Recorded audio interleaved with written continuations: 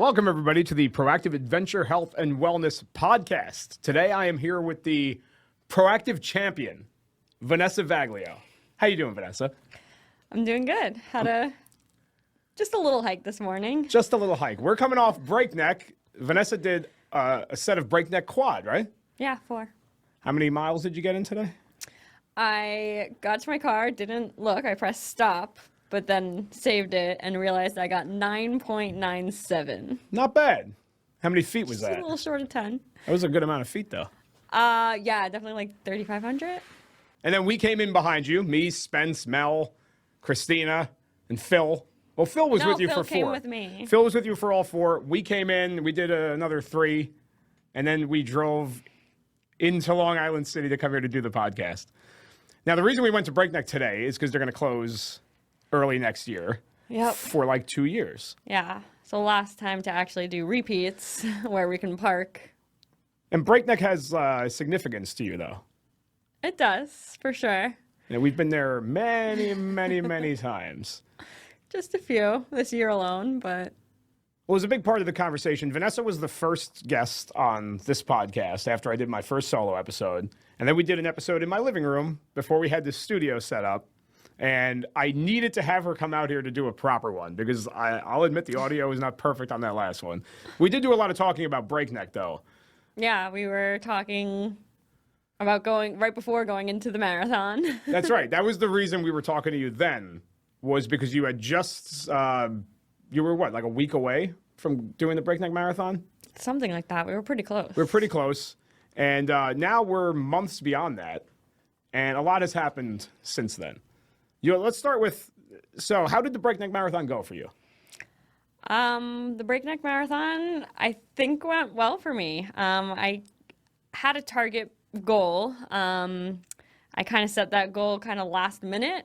After training, I kind of figured, what can I do? And I had a goal of 6 hours, 30 minutes. I came in 6 hours, like 21 minutes. Perfect. So definitely within the goal and felt great, felt amazing. Loved every minute, every step of it. So I decided to go back for 2024 with a new goal. That's awesome. What's your new goal for next year? My new goal is to break 6 hours, so I'm aiming for 5 hours, 55 minutes. Oh, wow. Okay, so you're cutting a good amount off of there. Yeah, it essentially does come out to be about a mile a minute because I'm taking away about 26 minutes. Wow. So it's about a mile a minute faster. That's the goal. Mile a minute? 1 minute a mile. Other way? 1 minute each mile. 1 minute, yeah. I was about to say, hell yeah, Vanessa. No. Do 1 minute miles. You get done with that in 26 minutes. No, so what is the correct time? You're going to cut off 1 minute per mile. 1 minute per mile, yeah.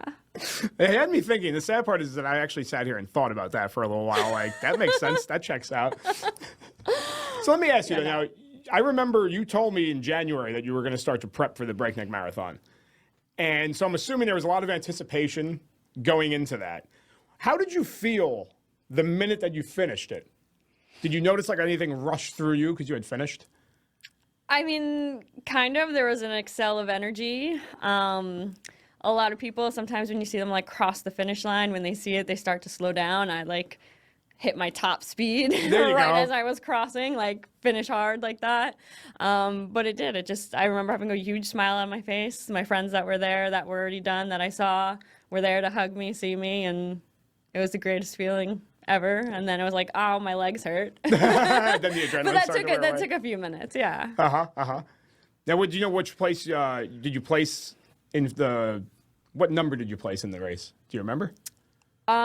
So what I do remember off the top of my head is in female, I was 24th because I get to say I was in the top 25 of this female finisher. So I was 24th female overall. I don't remember. So was it now before that marathon that you decided you were going to do more races throughout the rest of the next couple months, or did you start to plan that after you finished that race? So I did have in mind a few more races, and they're Catskill races where you actually need a qualifier for. So in my mind, I wasn't able to sign up for those races yet because I didn't have a qualifying race, but part of my goal of 6:30 at Breakneck was to be able to qualify for the Escarpment Trail and for Cat's Tail. Gotcha. And so like you did that as soon as you could? Oh yeah, I did. I was like first submission on those. So then you finished Breakneck Marathon, you signed up for the other races. Did you feel like you changed your preparation from how you were preparing for the Breakneck Marathon to when you started to prepare for the next races? Did you have like more confidence, or was it easier for you kind of knowing what you were getting into? So it was yes and no. It was a little bit of a roller coaster. The initial confidence was there for sure. But then other challenges started to arise that I wasn't familiar with. So like heat training was kind of new to me. I've Yes. definitely run in the heat and hiked in the heat, but I never trained in the heat. So how my body was acting was different than what I was expecting or have seen in the past when I was just running for fun without a purpose or without trying to hit a certain pace or a goal. So that kind of hit me hard. I even remember the day we tried to do the Breakneck 7. I should say you did do the Breakneck 7.5. I came out, I was going to do the Breakneck 7.5, but the humidity got to me and then it just got to my head and I bailed, I think at 4. At 4, yep. So It was a hot day. yeah, so that was definitely an adjustment I had to learn throughout training, how to deal with the heat, and I can honestly say I have not yet figured that out, but at least it's not a concern at the moment. It's pretty cool out now. Yeah. But it was definitely, nutrition had to change, electrolyte intake had to change, and it was kind of a guessing game at first.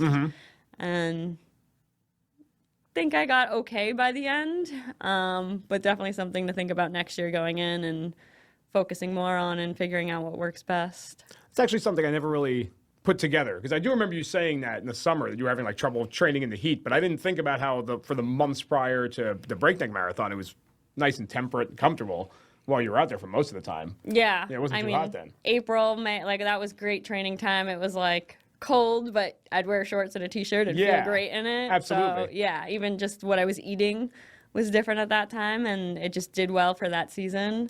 And then summer hit and a lot of changes happened and it was hard to adjust. And some of those races, yeah. So the Plattekill race is June 4th. Yeah, so it was kind of like a last minute thing. It was the first year that race has ever been set up. I was like, only a 10K. That's like nothing at this point. Yeah. Some friends were going up to do it. It was also like a 10 a.m. start. I was like, okay, why not? Sounds casual. Yeah, sounds pretty casual. But you've described it now to me Yeah. as going up it's going up 4 Black Diamond Mountains?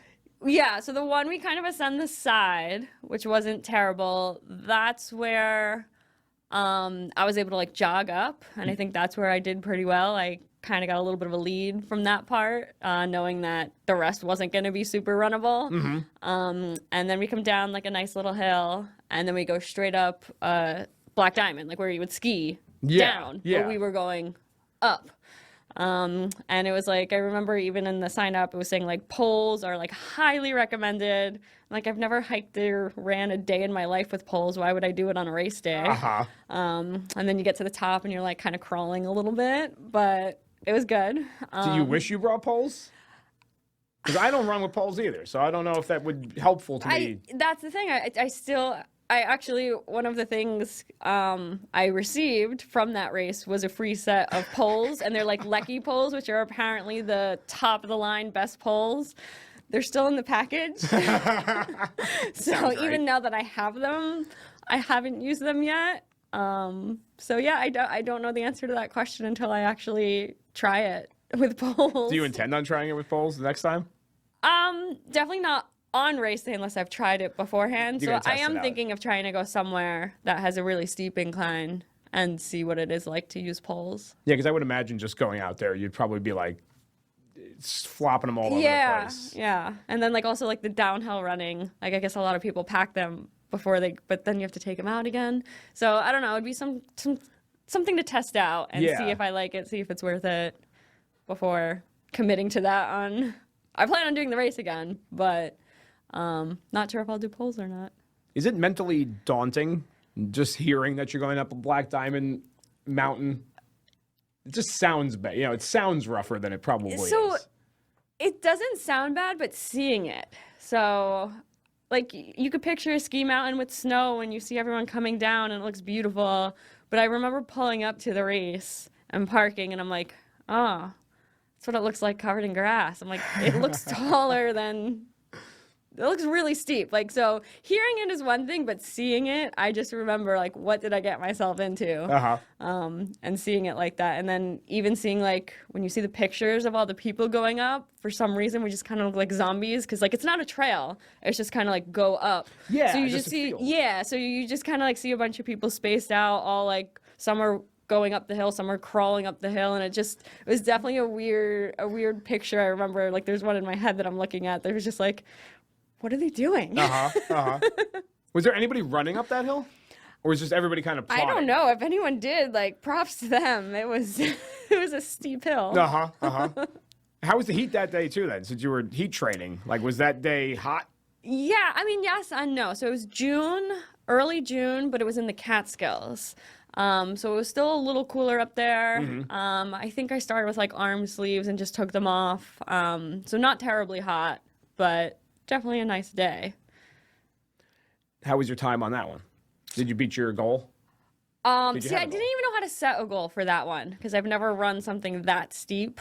But to my surprise, I did come first place female. I was unaware until I crossed the finish line. Like, I just figured there was other women ahead of me. Yeah. But then when I crossed the finish line, they were like, "You were first place female," and I was like, "No way." Now, how'd that feel to hear that? Because that's like an accomplishment. Yeah, I mean, it felt amazing, but also, like, looking back on it, I think I was just so overwhelmed and wasn't expecting it that I even think back to, like, I was a bad winner. Like, I don't remember saying congratulations or to the second and third place. Like, we even took a picture together, and I think I was just, like, so overwhelmed I didn't even, like, introduce myself or say hi to them, and, like, that's something that's, like, haunted me. Because I don't want to come off as a mean person, but it was just, like, I was literally in shock and didn't fully believe it. I can understand that. So... Well, you can congratulate them now. Yes. Yes. Congratulations. We all did great. We all did great. Just a few months late. Yeah. But it's still good.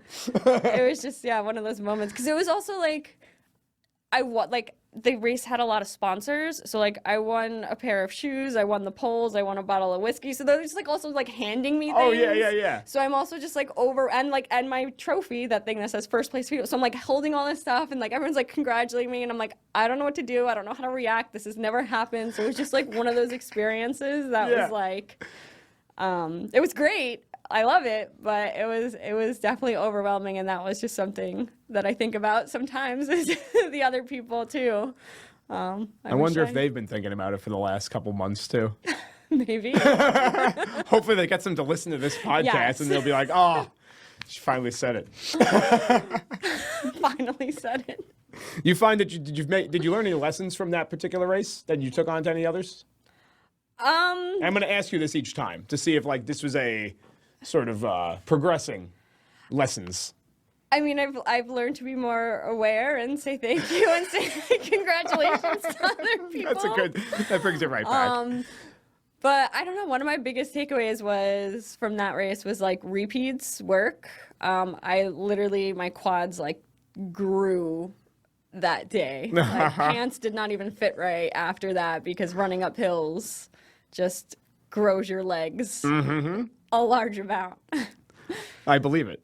And then we have friends that go out and do repeats on different hills and things like that, and now I understand why. Now you get it. Yeah, exactly. Now it all makes sense. I totally understand that. So then, after that race, you moved on to the Escarpment Trail Race, right? Yeah. Which was, I think, the race that you had mentioned originally when talking about the Breakneck Marathon. I think you were looking to qualify for the Escarpment Trail primarily, was what you originally said. Yeah, so... Then it was there. Yes. So, it's July 30th? Yeah.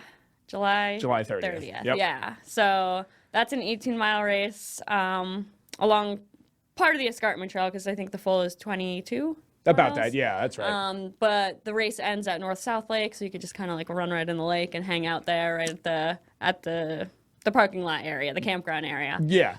So I heard about it not that long ago, actually. I knew some people that have run it in the past, and you need a qualifier. So I was able to submit Breakneck as my qualifier for it. Yep. And then got into that one. So then it was kind of like immediately the next wave of training has begun for the Escarpment Trail. Uh-huh. And I did a few trail runs on it. So the first time I ever did it was when we did it. That was 2020? in October of 2021. 2021. Yep. Okay. So I knew about what it was like. I think the race actually goes opposite the way we did it. We started more closer to North South Lake and went to Wyndham. Correct. The race goes Wyndham the other way, but regardless, Blackhead is is there. Yep. So I did one group run like shortly after the Breakneck Marathon, actually. A bunch of people who were going to be doing the race were like, let's get out there, let's see it and do it. And it was a great run. I think I PR'd in that. Nice. Great training run. And it was still like early. I even remember thinking like, I wish I had my jacket. So like it was late May in the Catskills. Up there, it'll and still be chilly. I wish I had a hat and jacket like when we started. That's how cold it was. But did really well. Then I did some crazy things. I actually did Blackhead repeats as a practice. Blackhead repeats. So I did 3 Blackhead loops.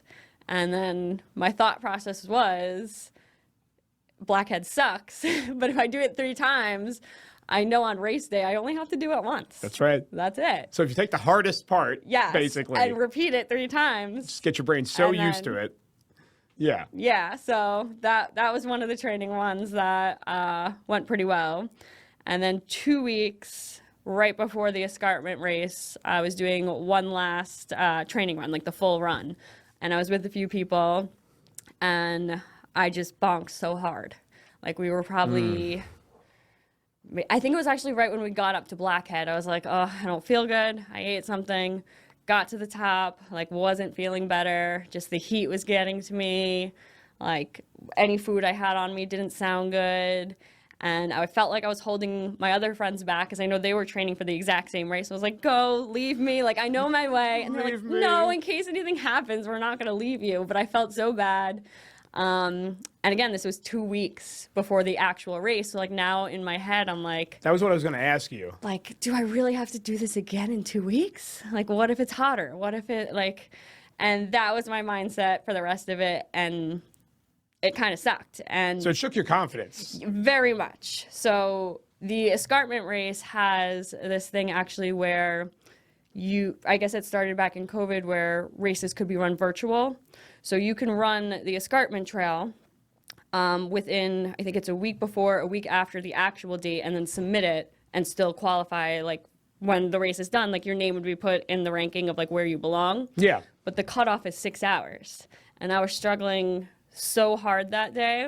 And one of the people that I was with was like, listen, if you just get through this in 6 hours, you can submit it, the race is done, and then you won't have to show up on race day. And we finished in 6 hours and 2 minutes. Ooh, that was a sign. So then I was like, do I come back and do this in 2 weeks and suffer through to try to and like we were stopping, like that was because again I wasn't feeling great. We were also taking in the views. So I just had that mindset. I was like, oh, I have to do this again in 2 weeks and then be on the struggle bus again, push myself through it, give these pep talks that I'm not even sure if they're working. And I was thinking of like not start, like a DNS, did not start. And this was while you were on the run. It, and then a few days into it. And then I got a letter in the mail from myself.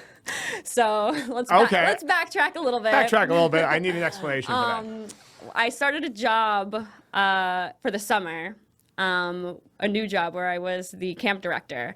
And they just did this weird thing where they made you write a letter to yourself, and then they would mail it to you in the middle of camp. Okay. Since it was like my first time in the position, they have you do this at the orientation. And I wrote this whole letter about what I want to learn as being a camp director, what I want my kids to do. And then all the way at the bottom, I put PS.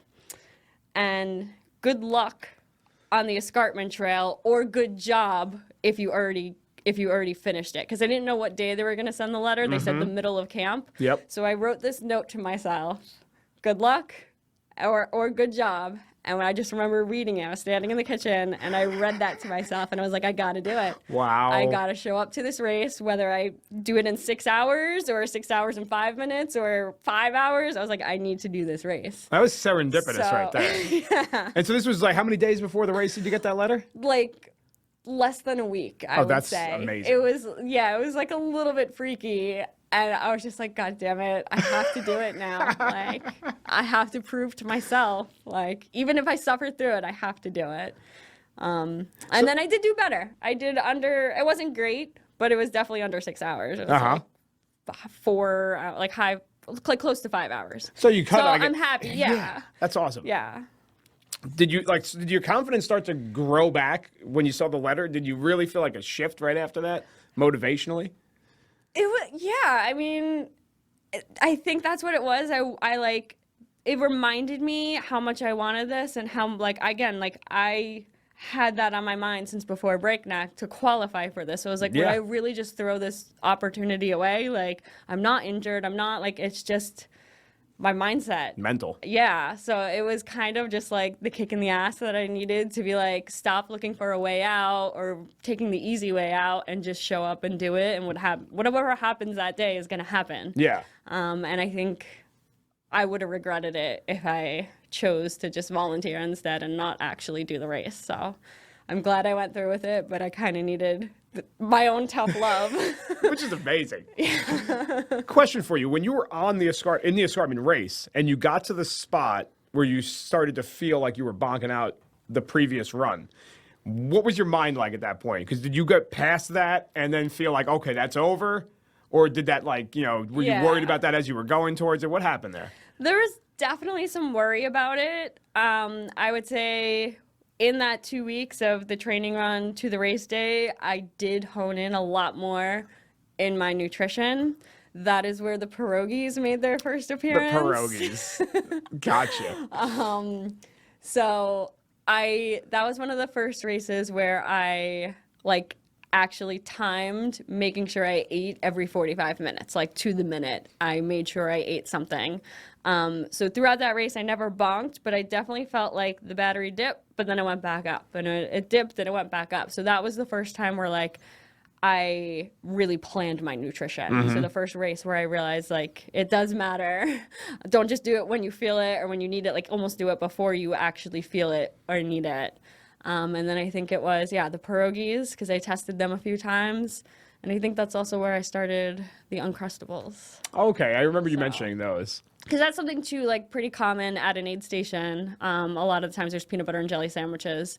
So I figured, let me practice with those. So then it's the same thing I'd be eating at an aid station, a peanut butter and jelly sandwich. Yeah. So, I just made sure to eat every 45 minutes, whether I wanted to or not. I forced it down. And it definitely changed and helped. So you felt like you felt prepared then for what was coming? Yeah, I mean, there was, again, that loom. Like, it could go wrong. You never know. Because I know how those thoughts tend to snowball. Yeah. If you've had a hard time at a place and you go back there, the place can bring back the memory of when you had a hard time, and then you start to worry, will I have a hard time again? It's crazy how it works, but the mind is very, very interesting. Very. What got you excited about the Escarpment race that you had planned that months before? You pointed at the Escarpment race as something you wanted to do. Was there a particular reason for that? So a lot of the races that I have done and that I'm choosing to do, and even moving forward into 2024, I'm choosing to do, really have this aspect of community. It's fun to run races, but it's more fun to run races with your friends. So a lot of people I knew were doing it, and it's just an area that I love. It's a trail that I love. Like, there's definitely parts of the Escarpment Trail that are super runnable. Definitely. So it's one of the most scenic ones up there. That's it, too. It's beautiful. Yeah. So I was just always something I kind of knew I wanted to do when I first, like, heard about it. So went for it. Gotcha. So you finished the Escarpment Trail. And now you're, what, 3 races in after Escarpment, is that right? Yeah, because I think it was Breakneck, Plattekill, and now Escarpment. Then Escarpment, yep, on July 30th.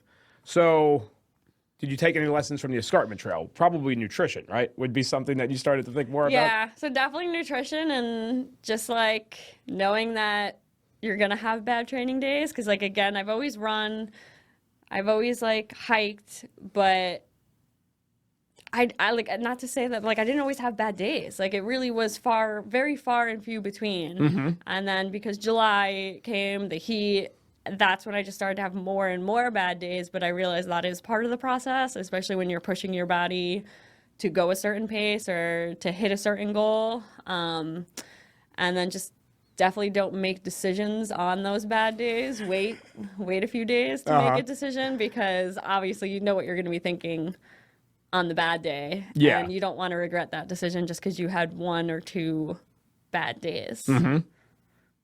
So then when did you decide you were going to do the Fabulous Fahnestock Race? So that race has been talked about in the works for about 2 years. I know I'm friends with the people who've started it. So they've been talking about it for a long, long time. I went on a preview of it over a year ago with the people who put the race on. And I just knew I had to do it because I was a part of that process way back when it was just talked about before it was even a race. There was a 25K, which is what I did, but there was a 50K. And knowing how I felt with summer, I just couldn't commit to the 50K. It's a big difference. It is. It's double. Big difference, double, exactly. So I figured let me go for the 25K and like kind of full send, because if you know the area of Fahnestock, it's very runnable. There's vert, but it is runnable vert. So decided to do the 25K, and it was actually the same day as the Proactive Barbecue, and I was like, that's also why too. I wanted to make sure I can do both, that in the morning and head to the barbecue as well, because I know you had that date also planned out for months. Yeah, it was a while. So yeah, I had to fit both into the schedule. But that was another one where I tried not to let the mindset of like the heat and all of that get to me, making sure I was staying on top of nutrition, taking more electrolytes, and again, eating pretty frequently, like pretty much every 45 minutes, because it worked in the last race. I was going to try that again here. And it was a lot of fast people. Like it was like track people, like actual road runners, like really fast people. And I remember like I had to push myself to keep up with them. And I was like, all right, well, I did it for 3 miles. Let me keep going. Let me keep pushing. So like there was this huge clump of girls that we were just like all running probably like 10-minute trail miles. And like, that's fast. That's really fast. And I was just like, well, I got to keep up. And then it was like, I think close to like mile 10 or 11, I had like a little bit of a roll in my ankle, and that's what slowed me down. But it was a great race, and again, great new people that just showed up and threw down. Was it a different crowd than the other races then? Yeah, I did feel like it was a lot of different people. Like it's definitely a good race if you're looking for like a first time trail race, or if you're like a road person trying to like transition into trails, because it's very, I don't want to say easy terrain, but it's like doable terrain. That I think it's a great place for someone to start if that's what they're looking for. And how did you do on that one? Did you ever get any goals, or did you place on that one? I was you kind of just let it third go? Female. Third female? Yeah. With a rolled ankle and like letting it go a little bit. That's awesome. Yeah. And so but it was hard. You went into that race though with a plan based on the bunk before the Escarpment Trail, that you were able to solve the Escarpment Trail problem. So did you go in there with like more confidence based off of your previous performance in the Escarpment Trail? I mean, yes, part of it was also, can I duplicate it? It worked in training, it worked once in a race, is it going to work again? Because necessarily what happened in Breakneck didn't translate to Escarpment and those, because they were like completely different seasons. So like how I was fueling for Breakneck, I was really using like gels and like carb powders like Scratch or Tailwind. So like That one was a lot more liquid based, and it just worked because of, I guess, the time of year. That's what my body was okay with. And then Escarpment was a lot different. So now I'm like, all right, what do I do? So it was kind of just like, well, can I duplicate the result at Escarpment at Fahnestock, knowing that it's going to be pretty much the same weather type temperature going into that race. Gotcha. And then you had one more race. Is that right? One more race? Yes. Yeah. For the season, I'll say. And this one was a few months later, September, well, not a few months later, a month later, but it feels like a different season. September 30th. Yeah. And that was the Catskill Trail Marathon. Yes. When did you decide? It's going to be the same question. When did you decide that you wanted to do the Catskill Trail Marathon? So it was in the back of my mind once I finished Breakneck that I qualified for Cat's Tail as well. But I had like my eye on what was sooner at that time. So like it was on my mind back then, but as it got closer, and I'm like, do I really have another marathon in me? Can I give it my all for another marathon? And I kind of won it. So this one you just kind of jumped into. So yeah, there's been like this long running, I don't know if it's a joke or what, where I've never done the like most popular trail in the Catskill. What am I? Devil's Path? No. The three, Slide, Wittenberg, Cornell. Oh, yes. So Slide, Wittenberg, Cornell, yes. you've done loops of it, you've done out and back, and I just never was able to make it to those. That's right. I do remember you saying that, It was like always like either I knew something, like I had something on the calendar that day, or I think even once or twice it was like up to the night before something happened. I was sick or couldn't make it. Yep. And I just never did. I've never done those mountains. And then I think one time I was in training, I was like trying to get up there and couldn't make it either. I think it was actually the day of the Plattekill race. Some of my friends were going up to do those, and I'm like, once again, I can't do that loop. It's not just when we planned it. Yeah, It's like when anybody so like plans it. I'm like, it is cursed to me. Like I'm never gonna be able to get up there. So I'm like, I don't even know if I'm gonna, like, something's gonna happen the day of the race or the day before the race, and I can't make it. But I finally at least did do it once in training. So I learned about the Cornell crack and all that, and finally got to see the view from Slide. Right? Is it on Slide? The one from Wittenberg? Wittenberg, yeah. Beautiful. One of the best in the Catskills. Yes. Easily. Yeah. So that was great, getting to finally experience that. But that was another one where I learned when I was training for it to like know the trail. Like that's definitely one where it's an interesting race because the first few miles are straight uphill. So we go straight up. So it's like, if you run that, I mean, I'm sure there are people that run it and they're amazing. But for someone at my level, you can't run that and then you just be dead the rest of the race. So it was all about pacing myself in Cat's Tail, and that's definitely something I struggle with. I like to go out hard because I have the energy, and I don't know, that's how I work. That's how my brain and body function. But like I really had to hold myself back and let people pass me. That's hard to do. It is.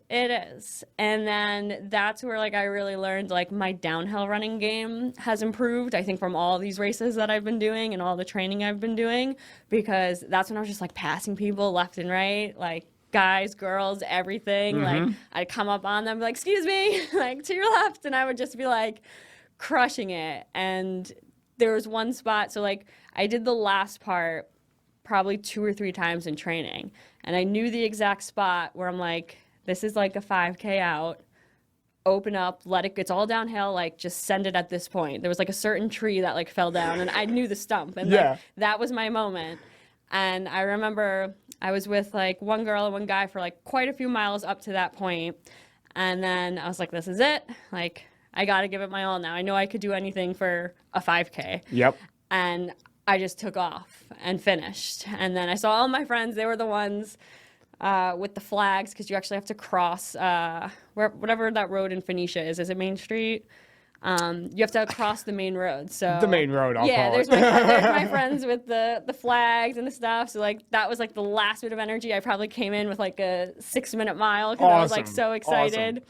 And then when I crossed the finish line, I was like, I need to hang out and see that guy and girl that I was with, because I was with them probably for like 7 or 8 miles in the middle of it. Yeah. And when the guy came through the finish line, he like hugged his wife, but was like looking at like kind of like almost ignoring her, looking at me. And the first thing he came over and he's like, "You like when you took off, you were just gone." He's like, "I blinked and then you were out of sight." He's like, "Your downhill is just insane." And I was like, that is the best compliment Oh yeah, for that sure. I can receive, because that was the goal. Like I knew that the race was going to be in the last section, and I just took it and I ran with it. And that was one I trained specifically for that terrain, specifically for the way the elevation was built out. And you knew the trail, Yeah. which is perfect. The weather was probably much better for you. So it rained that's the majority right. of it, but honestly, it was like the best rain. Like it kept my body temperature down, but like it was actually perfect. Like it actually almost when it stopped raining and it got a little humid, that's Yeah, actually when yeah, it yeah. got miserable. But that one, I was actually very happy it rained. But going into it, I was like kind of terrified because like I had great race weather for all the other Yes. ones. So it was like it's gonna happen eventually where it rains on race day, but it actually I'm happy it did. And Did you know that was going to be your last race of the season? Going into it? no, I did have plans to maybe do one more. Just didn't kind of work out, fall right with the cards and timing and things like that. So I did stop there though. Did you feel like knowing you were kind of through some of the bigger ones you wanted to finish off, did that help with the process? I think so, and just knowing that my heart and soul were in those ones, they were not like chosen out of a hat. They were not just let me throw this in to fill a gap. They all kind of had a purpose and meaning, and even if I didn't have like a goal, like Cat's Tail 2, I didn't have an exact goal for. Yeah. My calculation was it's a marathon. Breakneck was a marathon. The vert is less, but the terrain is harder. Like I was like literally like I had the scale in my mind going back and forth. I'm like, I have no idea what my time is going to be. So like Yeah. I really didn't have a time goal in that. It was just to do it because again, it's an area I love. It was a lot of my friends were doing it and we trained together. So like we had that camaraderie of like we all crossed the finish line, whether we did it together or who did it first, last, didn't matter, but we all did it. So they were more meaningful to me. So even when I was looking at one more race, there was like actually 2 I was like going back and forth between, but like again, they didn't have my full attention, my full heart. So that's why I was like, I'll let it go. I'm okay letting it go. Because you did a lot. You got a lot done. Yeah, and that's Throughout it the too. I season. feel like I learned a lot and I just kind of had to sit with that for a little bit. Yeah. And I wanted to, the next race that I do, I wanted to have a plan. So like while I did train for these, they were just kind of like show up with friends and train. Like I didn't have really like goal paces or goal times. Yep. And that's something that now I want to actually sit and think and calculate for my next ones. Gotcha. Yeah. Question for you now. When you started hiking with us, you considered yourself a hiker, Yeah. right? Do you still consider yourself a hiker, or are you now a trail runner or a runner or a racer or an ultra marathoner? What would you consider yourself right now? I don't know. I say lots of different things to Yeah, lots of yeah. different people.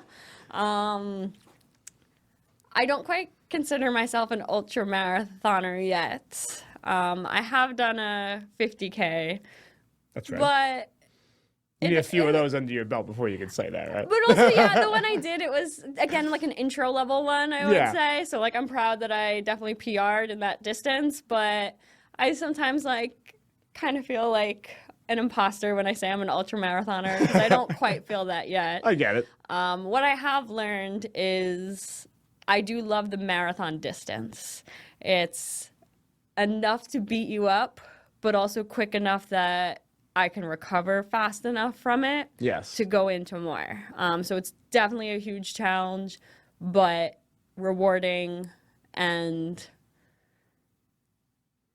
like again, I can recover in a week or 2. Like it's kind of crazy to think and not fully recover, but like I was running like 2 or 3 days after the marathon. Like obviously flat, slow, but it's a good distance. And that's why like I am going back for the Breakneck Marathon again, because I want to see if I can improve now that I have like actual data and you know, some information. My goal is to train for it to hit my goal.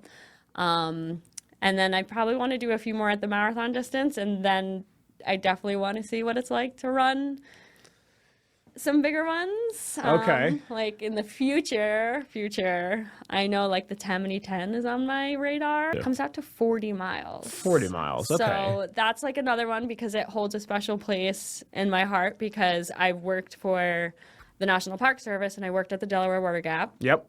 Also, I don't know if you remember, that was the day we were at Tammany when I became like an official proactive member. That's right. That's when you earned your membership. Yeah. So like that one definitely is on my radar in the future because it has significance. Yes. And then same thing with Manitou's. Okay, Manitou's Revenge. That's a 50 miler. You can talk to people. It's one of the probably toughest ones. Heard a lot about that one. Yeah. So it's like 1/3 on the Devil's Path, 1/3 on Escarpment, and I forget the other third. But I volunteered at it this past year, and it was like the perfect spot. It was like mile 38 or something. So it was like these people were beat up. Oh yeah. Beat up. It was pouring rain that day. And they're coming into the mile 38 aid station with smiles on their faces. And that says a lot. I want to know what that's like. Is it delirium? Maybe, but it's still a smile. And I want to experience that. Yeah. So those are probably two, but again, probably after the next year. So I want to work on the marathon distance and like kind of do really well, PR in it, and kind of master it, and then move on to the ultramarathon world, where really get in that pain cave and see what it's like to, like, I can't even fathom 50 miles at this point. But also there was a time when I couldn't fathom what 26 was. There's a time where you couldn't fathom 10. Exactly. Like, think about it that way. Yes. Progression. So I know it'll be here one day. And I'm excited for it. But I do feel like there's still more to do in the marathon distance.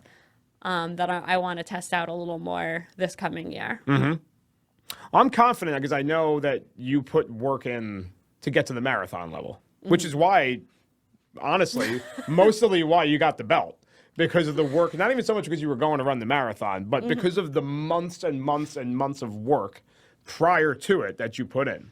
So I know that if you go to move on to 50 miles or 100 miles at some point, that your training will progress. Yeah. Can you tell me now, through those months prior to the Breakneck Marathon, and I guess I'll say also after, through the other races you did, you did a post on Instagram. I can't remember all the bits off the top of my head, but you talked a lot about like the learning experience from all the races and all the training. Could you share a sort of a concise version of what you learned throughout all this? I know we discussed some of the things, but I'd like to kind of have you put it out there. Yeah. I mean, even prior to this, I've read a lot of books of famous ultramarathoners. I've listened to podcasts and all that stuff, but you never really know until you do it and go through it. So even my first piece of advice is ironic because it's don't take everyone's advice. I like that advice. Yeah, like there's a lot of people out there, a lot of different strategies, a lot of different thoughts on how to do things, when to do things, all that stuff. And you got to listen to it and then pick and choose what works for you, what doesn't work for you, and go with that. So even my own advice, I would say, listen to it, but either take it or completely ignore it. That's totally cool. That's a good beginning for the advice, like a disclaimer on the advice. Okay. Another thing I would say is like the community. I don't think I would have done half as well in any of these races if I didn't have the people that I have around me. Like sometimes I stop and think about like how random everyone is and like how we've met and how it's come to be, but like it is the best thing in the world. Because even on a training run, if you're going out for 20 miles, it's gonna suck alone if you have to do that every weekend. Yeah. So you want people there to do it with you. You want people that are faster than you, that are going to push you. You want people that are slower than you, that are going to help pace you and keep you in zone 2 and, you know, get through it. So I think just making sure you have community and people, find them, bring them snacks. Bring them snacks. And yeah. Trying to think what some of the other ones I talked about were. So you got to pull it out. You can pull it out. Take a look at it. That sound wrong? If you got to pull it out, you can pull it out. Whip it out right Just now? whip it out. It's fine. Yeah, so I mean, community, that was number 1. And then listen to everyone's advice was number 2. But again, don't take everyone's advice. Yes. 3 was you versus the trail. So I've learned I do have a competitive side. Yeah? I didn't think. You're telling me. You're holding on to that for dear life. You're like not letting that go. But no, I really didn't think I would get caught up in the competitive side of it. Yeah. But like sometimes it was like, oh, there's someone right there. Like I could pass them. I could do this. Like, I don't know, like that got me on a few of them. Like even again, the Fahnestock one, I'm thinking where like I just had to push to keep up with these girls. I'm like, I'm not gonna let them like just take it laying down. Like I'm gonna make them fight for it. I'm gonna push for it and see if I can do it. But it's also important to remember like everyone's training, everyone's background is different, and like all that matters is that you cross the finish line. Whether you're first, whether you're last, like you gotta race yourself at the end of it. So I did find I had that competitive side, but I'm trying to also just remember what I'm capable of and what I can do. And is it like sometimes if you're like with a group of people, they actually might be holding you back. You're like, you got to know them when to push forward, but also when to like hang back. Like especially like Cat's Tail, that one was so hard when so many people were running up the hill passing me, and I'm like, you're letting it out in mile 3. Like we have 23 more miles to go. Yes. And I know where the downhill is. So like, that's it. You got to know when to do that. It's like what I always say, everybody's competing against themselves, really, at the end of the day. Yeah. And that does work against others while you're competing against yourself. So I totally understand that. Yeah. Fuel. So that was the other one. And again, I've been through quite a journey learning how to fuel, when to fuel, how often, what to take, how many calories of that, and even experimenting with my own recipes, trying to make yes, we're going to talk a little bit more about that later. Yes, for sure. So your baking has been brought up, I believe, by 3 guests on the show. I think Phil, Mel, and Jason, perhaps, but I know Phil and Mel for sure. But it's been brought up plenty. So yeah, I mean that's always been a side hobby of mine, and then I kind of figured like, yeah, I mean I also have a sweet tooth, so it's like same. Like that's why I like to do it. But also then I'm like, how can I use it for my advantage? Like not just baking brownies, even though I love the brownies and everything, but like how can I actually use it for my advantage to like give me energy, give me the carbs that I need, the sugars that I need, like, you know, so that's what I'm trying to do now is hone in on it more. I've had to use it as a tool, not just as a fun, like baking is fun. Yeah. So, yeah. And then the last one is about having bad days. Cause again, this summer was really the first time where I had multiple bad days and I wasn't used to that. I wasn't expecting that. And I just, like now looking back at it, I'm like, what was it? Like if I had to calculate it like a week out of a summer that's like 3 or 4 months long, like is that really bad? Can you call that a bad season? Like no. So like in the moment it feels like everything, but like you got to remember like that's part of the process and that it's helping you grow. Like think back to last weekend. Yes. You definitely didn't have the best day. It was not the best day. And like right now you're fine. Right now I'm fine. Yes, exactly. Right? I got to take it with stride. Yes. And know it shall pass. Yes. Yes. And then don't make any bad decisions. Don't make any decision based on the bad feeling. Correct. Absolutely. Wait it out and then make a decision. I like that. So yeah, I chose 5 pieces based on the 5 races that I took, and that's my advice. It's a good amount of knowledge taken from a good amount of action. I like that. Yeah. Learned from doing. You can read about it all you want, but it was experiencing those 5 races that made me like understand that, and now taking it into my next training cycle is going to be huge. So in the last segment, I mentioned that your baking was brought up numerous times on the podcast. I have a fond memory, and I think we brought this up in the last podcast, if you can make it out over all the noise. The first time you brought baked goods to a hike, you told me you were going to bake something and bring it, and I thought you were kidding. I laughed it off. You laughed at me. I laughed at you, and I didn't believe it. And your bag was huge that day. I didn't ask what was in it. And then you said, like, I got the brownies, and you pulled out a big Tupperware of brownies, and that was the first time you fed us on a hike, and they were delicious, and they were good. But over time, like you talked about, your intentions on your baking have evolved into being healthier and more, I guess, driven towards, like, nutrition. Tell me a little bit about that. Yeah, I mean, like I said, I have a sweet tooth, so I like to make sweet things, but also when you make a whole tray of brownies for yourself or something, or like, that's why in the hikes I always like, take them. Do not let me bring 14 brownies back into my house. I try to pawn them off. I'd eat them all.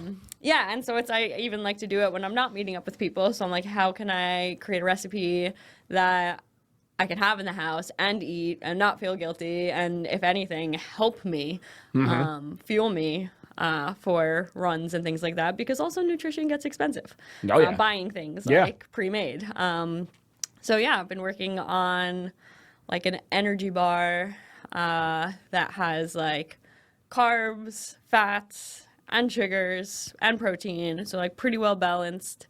So it could be like a pre-run snack, it could be an on-the-run snack, a post-run snack. So no matter like where you eat it, you're getting the benefits and the nutrition value that you need. It has been a process. I've had some really successful versions of it, which you've had. I have, and they're delicious. The one I've been working on recently.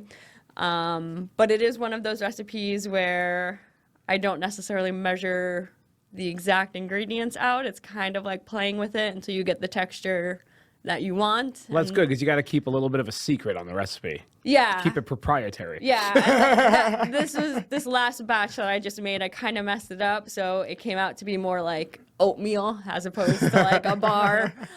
So it was just like not worth sharing with people, because I don't want to also, there's a lot of new people today. I didn't want to share my not best foot forward with it and then be like, oh, this is what she makes. And then when I do make the good one, they're like, no, thank you. So I'm going to wait, get more ingredients and work on it until it's like perfected and ready to share, and then share it. You want to tell me a little bit about what's in it? Can you?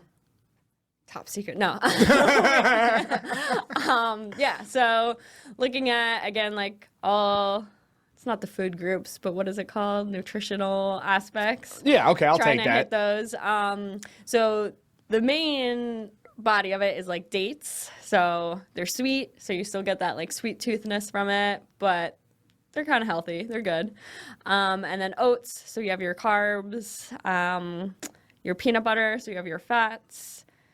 A little maple syrup to make it sweet as well. A little bit of salt, a little bit of cinnamon for that extra flair, extra spice. And then again, I was trying to add in coconut. So I buy like coconut flakes, and then I was just like blending them to get them into like little crushed pieces to put in there. So that was in the most recent one, but again, it didn't come out that well. So you had it without the coconut, but that's something I'm working on trying to add in as well.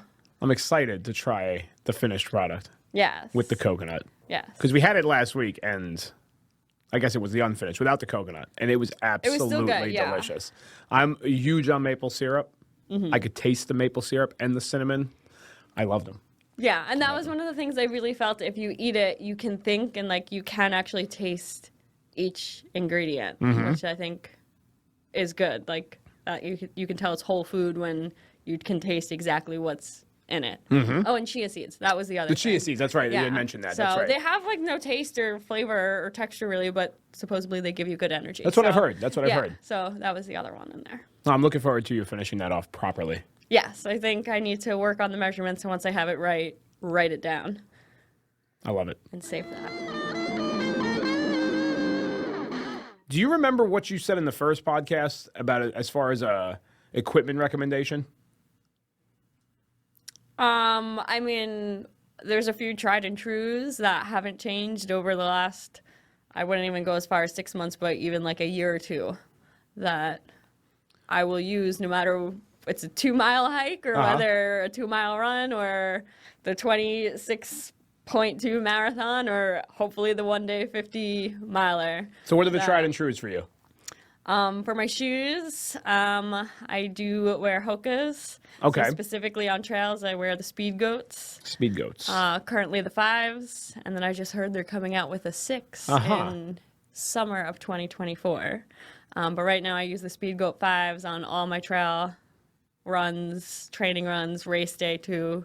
I have about 3 pairs, and I just rotate through the same 3 pairs. I have like, okay, these are the beat up ones. If it's going to be rainy and muddy, I have like my nice pristine pair that, you know, eventually they turn into that muddy pair. But yeah, I rotate between about 3 pairs. I get that. I know how that goes. Yeah. Why do you find them to be the best shoe that you've found?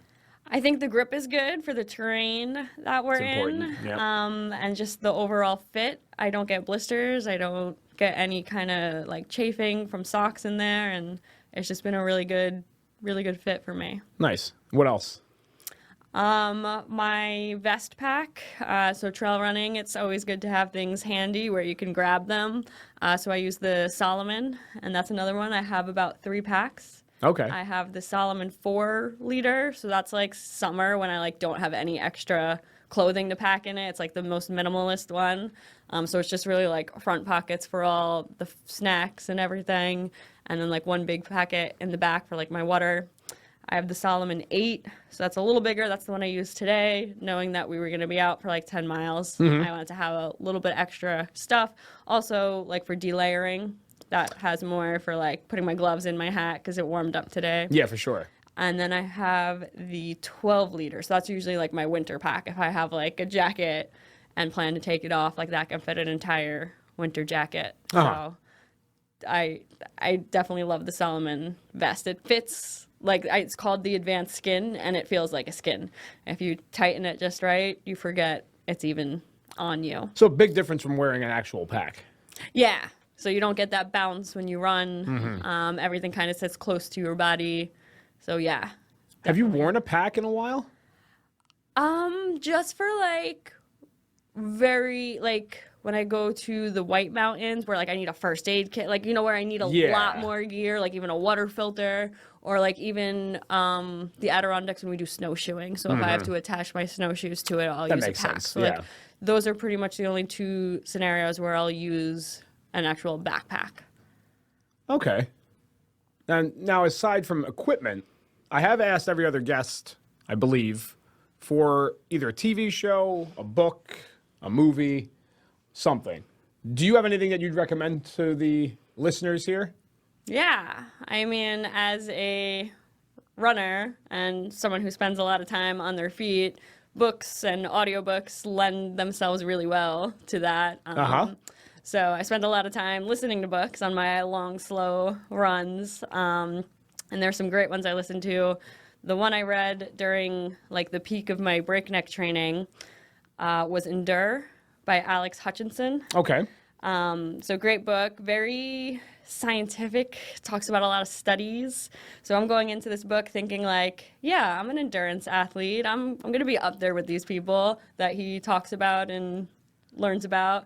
And it's like, blew my mind some of the studies and things that went on in that book. And not just runners, like bikers, swimmers, like all kinds of athletic people. They even did a study with like scuba divers on like the respiration stuff. So like has a world of like knowledge in there, and it's broken down into like food and fuel, liquids, even just like there was all these studies done on the mind. Like I love those. Telling people like, yeah, like you're going to go ride a bike for 20 minutes and then tell the other person you're going to go ride the bike for 2 hours, like how that mindset changes, how fast they go and things like that. Yeah. So really great book. And like I think I read it at a good time in my training to like take some of those subtle hints, like don't let mindset do this, or fueling. Remember, look, it's important to them. It's important to you.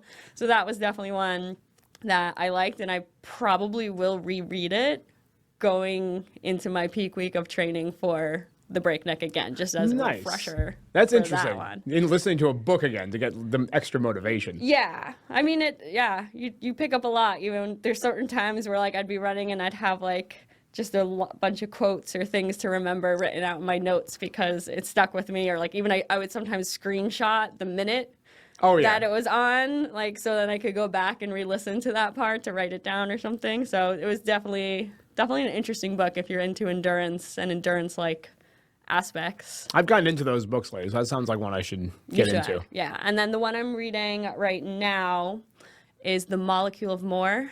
So talking about dopamine. I love that too. I think we are in our nature dopamine addicts. Yes.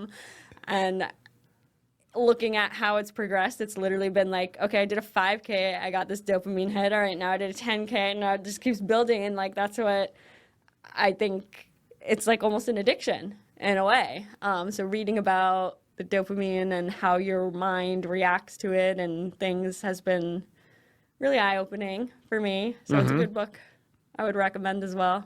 I love reading about the chemical reactions that take place in the body when we're doing the stuff we do. Yeah. Because it kind of justifies what we do and also explains a lot about why I feel certain ways when we're doing certain things. Yeah, yeah. You know? Like, have you ever been on, like, a run and got, like, super emotional? And you're like, Yes. why am I, like, almost ready to cry? And I'm in public and there's all these people. But that's part of what the dopamine does sometimes. Yeah. And it's been cool to, like, read about that and understand it. And try to understand it, I should say. Yeah. I actually had that experience just the other day, honestly, because I was running around the lake like I usually do. And it just hit me that, like I had said before to you, being back at work and kind of having that stress off of my mind. And like, I literally started to smile like the Joker. And just like, I felt some tears well up for a second there. And I was, again, I'm like, what is going on here? It must have been that dopamine there, though. Yeah, and it's like it lets other emotions that you've been maybe suppressing come to the surface, and then you're feeling it, and you're like, wait, why am I feeling this? I do love that feeling. Yeah. Any other books or anything? I mean, those were two that really stuck out, and then another one I would say is Deep Work by Carl. I forget. Okay, we'll find it. We'll find it. So that one was also somewhat career related and how I feel to like optimize my time at my job so that I can optimize the time for training and what I need. So I'm a routine person. I will eat the same thing for breakfast every day or eat the same snack trails on the snack. Like that's just how I am. So Deep Work really talks about setting these routines, but also setting you up for success. And I think it like kind of helped me again in my professional life, but then that also turnkeys into my personal life. Like, okay, I can leave work at contract time, so now I can train when it's still light out in the middle of winter. So that was a good one to learn and tweak some habits that I have and modify some of them to optimize my daily life. Would you call that finding a balance? Yeah. Yep. Yeah. Awesome. Like, it's true that we could only do so much deep work. Like, if you're working 16-hour days at a job, I would probably say not all 16 hours are considered deep work for that. So it's finding that optimal range and then knowing when, okay, we got to put this down till tomorrow and switch modes. That makes sense. I'm going to check those books out. We're back. Where'd we go? Where'd we go? I don't know. We went dark for a minute. Well, we're back now. I'm going to mention or bring up 5 hikes. I'll give you the dates. I'll give you the hike. And you just tell me what you remember about those hikes. Okay. All right. And we did discuss one of these on the previous podcast, but I'm going to bring it up anyway. Again, new quality, new studio, new quality.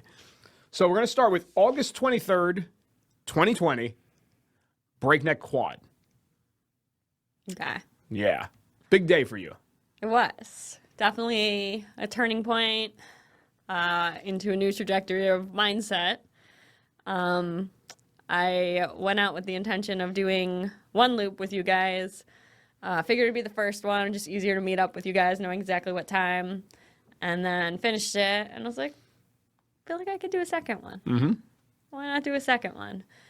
no intention of doing the third or fourth, so we went out for the second. And then it was kind of like always after the climb where I was like, I think I could do another one, but I'm not going to say it out loud yet. When we still get to the road before I would say it.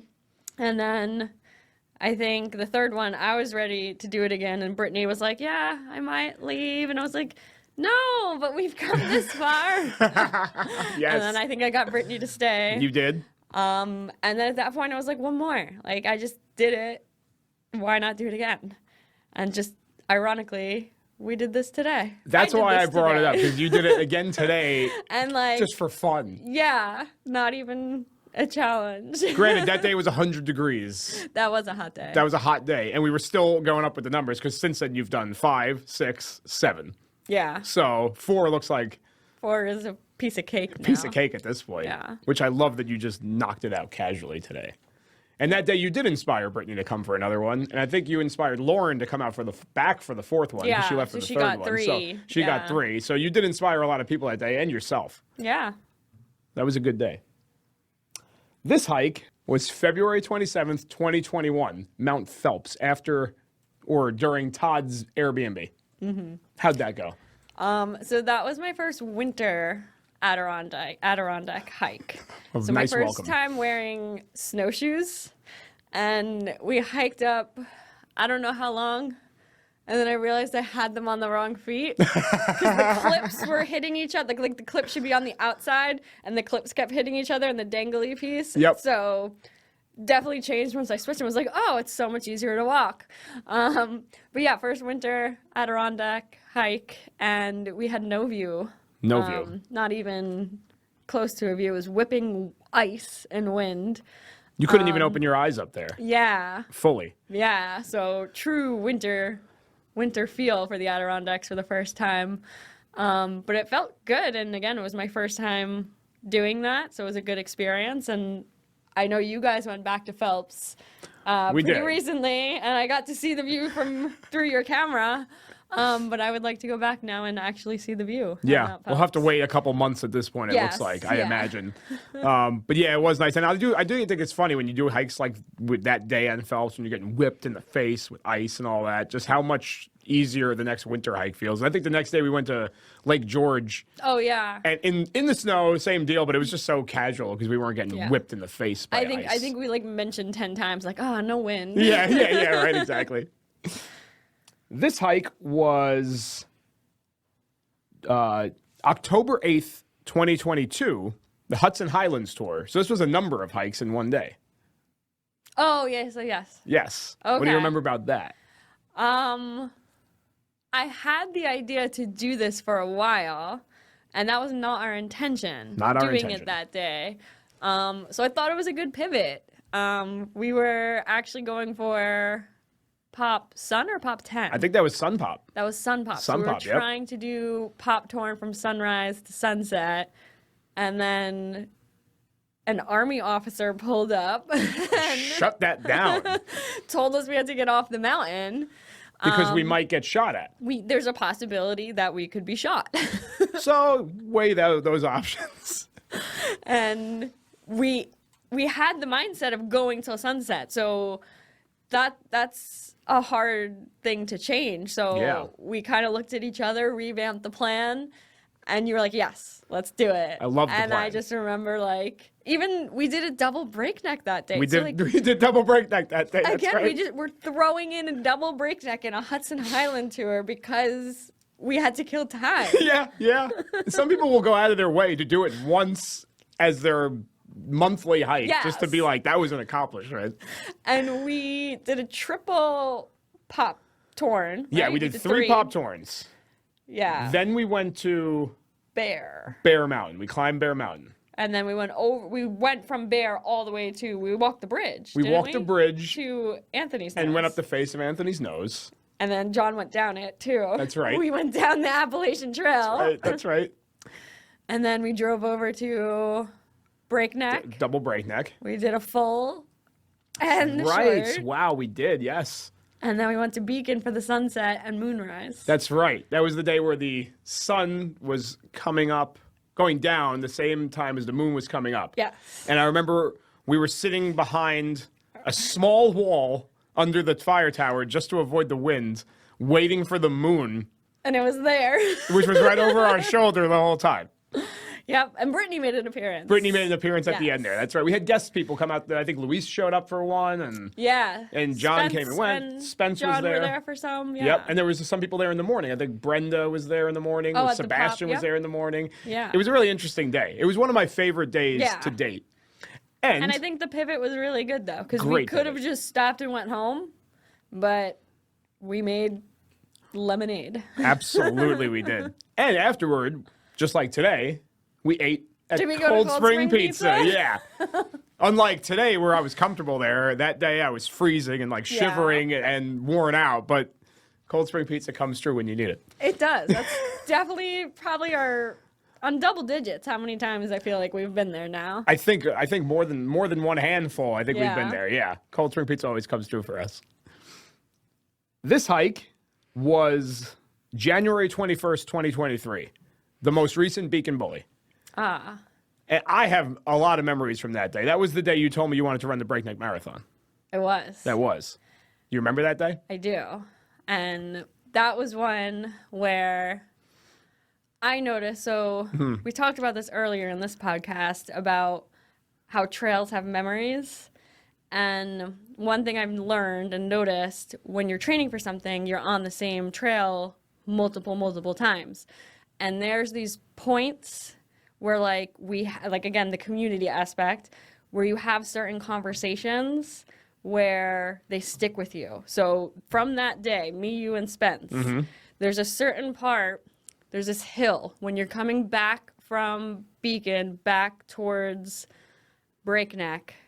There's this like little incline where like in the past, I know it was hard to run, but I remember the exact conversation we were having on that hill. And now whenever I go on that hill, I think of you and Spencer and the I'm not allowed to talk about the conversation we were having.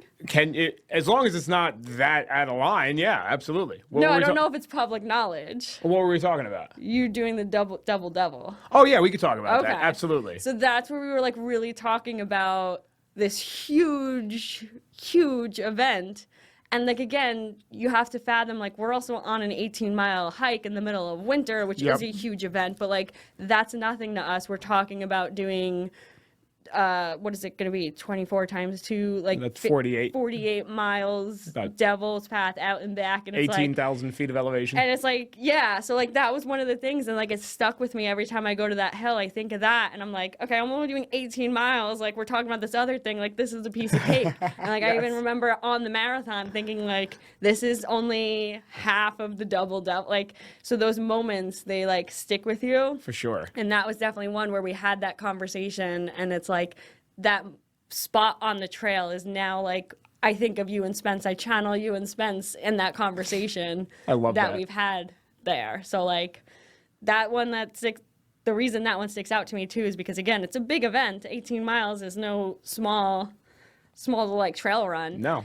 But yet we were just casually talking about bigger things. Absolutely. And like that's the kind of people I need to be surrounded by and with, setting those goals for the future. It's a big day of us talking about future goals, you know? Yeah, Right? yeah.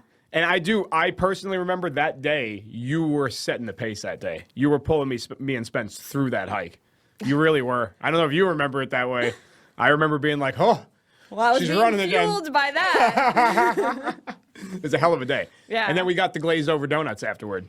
I keep bringing up the food, but Oh my God. Spence introduced us to that. I'm like, we just got to go check. oh, that was so good. I That do was think so about those good. donuts pretty often too. After this Beacon Bully, we got to go back there. I think after this It next should be a Beacon Bully, tradition. it should be a tradition. Yes. Because that's when you really deserve the glazed over Yes. donuts. Yeah, for sure. 100%. So put that down. Noted. And the last hike I want to talk about was December 10th, 2022. Yes, December 10th, 2022. I went back a year. I know you're Or stumping went me. back a month. December 10th, 2022, Breakneck 7. Oh, that was Breakneck 7. Breakneck 7. So that was the Okay. most recent Breakneck repeats that you finished a whole set of. Yeah. How'd you feel about that one? I mean, good and a little bit bad because I was definitely that, the good voice, bad voice. Oh, yeah. I was the bad voice on your shoulder saying, like, we can't go to the fire tower. Like, that's ludicrous. Like, we can't make this happen. And I think I got in your ear and your head enough to be like, okay, let's change this. And we ended up adding Bull Hill. Which is also a feat in itself. It is. Because I do remember that loop specifically out of all the other That was a big loops. one. Yeah, it was a big one. But we still finished before dark. We did. And that's when I was like, it's my fault. We could have made it to the tower and back. I do remember you mentioning that, and too. that was actually the birth of the 7.5. That was. Like, let's add that in. So that's what the 0.5, it's still 7 loops, but the 0.5 comes from the extra mileage going all the way to the fire tower. But, I mean, it felt great because up until today, you and I were the only two that had 7. Yeah. And then you got the 7.5 in August, and then today Justin got the 7.5. Yes. Congratulations, Justin. Yes. I just met him for the first time today. Yes. And And what a perfect hike for it. Perfect hike for it. Yeah. Yeah, I'm really proud of us. the three of us. The 3 of us who have For done 7 or more. And then we're talking about Double Breakneck digits. 10 maybe. Yeah. We're going to two-day skip event. to 10, yep, and do multi-day event. You can choose how you do them. But now with the closing, we might have to wait till Yeah. 2026 to do I like that. the sound of that. I'll be but 40. maybe 40 miles 40 miles around Breakneck. in celebration. I like that idea. All right, so we're looking forward to that then. Honestly, like the way time's been moving, we're gonna blink and it's gonna be here. Like we're gonna be doing the podcast on the Breakneck 10 Soon enough. soon enough. Yeah, I'm excited for it. we're gonna have this throwback in it. Right, yeah, Remember when they seriously. planned it in 2023? I would love that. I hope that's how it goes. Just talking about this belt, I know we gave this to you that first podcast that you were on back in my living room. Yes. And it almost seemed like a tongue-in-cheek kind of thing, giving it to you. But you knew how serious I took it giving it to you because of where it was coming from the work you put in, from the progression you made from the beginning. When you started to now, you're the best example of what being proactive is. You've pushed your limits. You've progressed insanely. And so that belt I take it very seriously. I think over time, the rest of the group has taken it much more seriously than when it started. Because now we're halfway through the challenge that we created after I gave you this belt, which is a competition for the belt. Mm-hmm. And you're holding on to that belt pretty good. I have to do the leaderboard tonight. I know. There's But- gonna be some shifts. There's going to be some shifts, but there's still 6 months. There is still time. Yes, definitely. But I just wanted to bring that up again because, like, this belt is just like a medal. It's just like a trophy. It just happens to be But a it's a little, belt. but it's a belt. It's a little more flashy. It's a little more flashy, and it works with you. Yeah, it's like I'm used to seeing you with that belt now. You have any thoughts on the challenge or the belt or anything along those lines? I mean, I remember when the belt was theory. Another one of those crazy ideas I It followed through was with. one of those crazy ideas that, like, when you gave it to me, I was like, no, he did not make a belt. Yes, I did. But also, I feel like not many people can say they have a championship, like, hiking running belt. So, Might be one of one. and I'm okay with that. And also why I think it's worth fighting for. Yep. But no, I did feel like I almost felt like it was preemptive because I was still so nervous going into the Breakneck Marathon. I'm like, now I really can't mess this up. Like I can't not finish or something. But it definitely gave me the confidence and reassurance that I deserve it. And now I think, like you said, it started something great with the competition. I think at the very beginning of the competition, I kept the lead and kind of sat back a little bit. And now it's been like tight and it's been awesome. Yeah. So there's some people that have really stepped up and now it makes me want to fight to keep it. because I know there are other people after it. So Oh, yeah. it makes it a little bit more worth fighting for. And for example, last week we did a hike and we ended at about 13 point something or 13 point something. Yeah, close to 14. Something, Yep. and I needed 15. And get I the ran points, back yep. up to make sure I hit 15. Yep. So it kind of helps add a little purpose to the hikes that maybe I'm not specifically training for something. Yeah. To try to hit certain goals and hit certain things. And also I feel like we've gotten a lot more people out and encouraged a lot more people, because even though it is a competition, there is a level playing field where how you get your points, there's some openness to it. Yep. So it allows for anyone new to hiking, new to running, to be able to still throw their hat in the ring, but they got to fight me. They got to fight you. That's a tough battle. I love it. Is there anything else you want to share before we hit the road here? No? You feel- Is there something I'm supposed No, to say? you don't have to. I feel like we got a plenty. You've done 2 episodes so far, so you've got a lot of information out there. Yes. Definitely. Well, Vanessa, thank you so much for coming. Where can they Thanks for find you on having me. social media? Or can they? They can find me at Vanessa Vaglio if it's Instagram, and on Strava, I think just Vanessa Vaglio. But honestly, if you do want to get in touch with me, reach out with a DM or something, because social media is not a priority of mine right now. It's not. So there are some people just sitting in a wait. I don't even know what it's called. Not a wait list, but like a Backlog. yeah. But I mean, I'm open to meeting new people and spreading my circle. But yeah, just let me know to add you back. That's fair. Well, Vanessa, thank you again. I appreciate you being here, making this trip after a long hike today. I don't think it would have been the same if we It wouldn't have been. didn't have the morning we had. No, especially, yeah. For you as a guest, I feel like we needed to get in a couple thousand feet of vert and a good amount of miles before we came here. Yes. Awesome day. Day well done. Absolutely. Can rest my head good tonight. You certainly can. Yeah, you definitely can. We filled it today. We did. All right, people. I'm Joe. You can find us at @ProactiveAHW on Instagram, TikTok, YouTube, X, Facebook. That's Jared. And that's it. Nice one. Boom. So it's about a mile a minute faster. That's Wow. that's the goal. Mile a minute? 1 minute a mile. Other way? 1 minute each mile. 1 minute, yeah. I was about to say, hell yeah, Vanessa. No.